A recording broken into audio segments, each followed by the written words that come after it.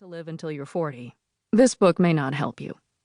But if you want to live as long and as well as you can, Biohack Your Brain can have a significant impact on both your cognitive health and overall quality of life. In other words, you can biohack your brain if you have the right resources and information to do so. Personally, I can't think of anyone more qualified to show us the best ways to biohack the brain than Kristen. She's even taught me a thing or two.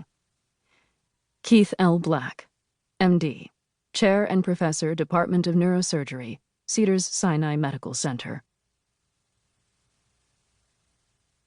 Prologue. The Case for Your Cognitive Health.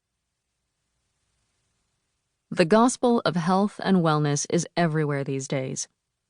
You hear about the newest trends and solutions espoused by medical businesses, books, websites, food and fitness companies, hospitals, and health conglomerates. They all tell you to join a gym, try a diet, take these supplements, lose weight, lower cholesterol, drop blood pressure, get heart healthy, prevent cancer. The noise can be deafening. Amid all this, we don't hear nearly enough about the brain. The only organ in the body we can't live without. The one that orchestrates our entire lives. I've been fascinated by the brain ever since I was a psychology major at Boston College.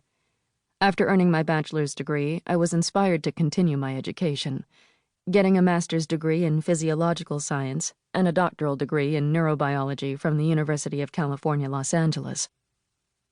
During my graduate and postgraduate work, I spent years in research labs, studying neuroendocrinology, neurophysiology, and neurogenetics. During this time, I was awarded a fellowship from the National Institutes of Health, which opened up opportunities to present my research at conferences around the world. Following my postdoctoral training, I went into the field of brain imaging, taking the role of research director for the Amen Clinics, a nationally recognized mental health care center for the study of the brain. My time there changed my life, and the lives of many others. It was at the clinic that I helped lead several clinical trials with NFL players that revealed just how much cognitive damage the sport can cause. A groundbreaking conclusion at the time when my colleagues and I published our results. More important, we discovered non-invasive ways to help treat and even reverse some of the damage we saw by using diet, supplements, exercise, and cognitive training. Later, I was lucky enough to be able to use the knowledge gleaned from those trials to help my father, who passed away in 2017 after years of living with symptoms associated with Parkinson's disease. While it was incredibly painful to watch his condition progress, I was able to hold on to hope, knowing that I did have some tools to help him retain his quality of life. As his condition worsened, I encouraged him to adopt some of the techniques we used with the NFL players to help heal their brains. It was incredible to see how his balance and grip improved, such that he was able to hold on to some independence until the very end. To this day, I'm so heartened that I was able to give him some tools to make his last years more pleasant and full of hope. This story epitomizes the #1 lesson I've learned in my 20-plus years of study. Everyone has the potential to change his or her brain. No matter how old you are or the choices you've made in the past, it is always possible to make improvements.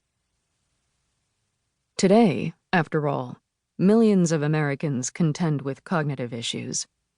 Many blame symptoms like memory loss, brain fog, poor concentration, anxiety, and depression on physical problems, when the real root is brain-based.